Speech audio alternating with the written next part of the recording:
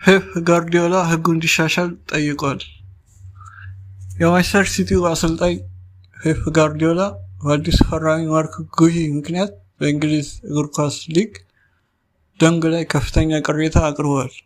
ጉዳዩ ሲቲ ለካራባኦ ካፕ ፍጻሜ ከአርሰናል ጋር ቢደርስም በጥር የዝውውር መስኮት ያስፈረሙት ማርክ ጉሂ ግን በፍጻሜው ላይ መጫወት አይችልም።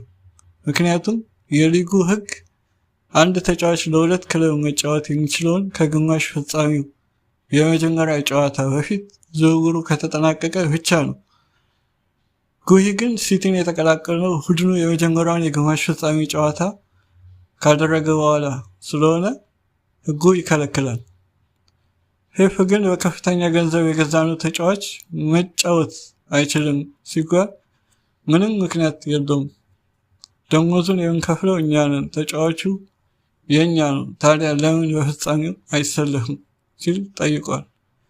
ወሳኝ ተከላካዮችን በጉዳት ያጣው ጋርዲዮላ ህጉ እንዲሻሻል ቢጠይቅም ሊጉ ግን ለማንቸስተር ሲቲ ሲል ህግ ይለውጣል ተብሎ አይጠበቅም።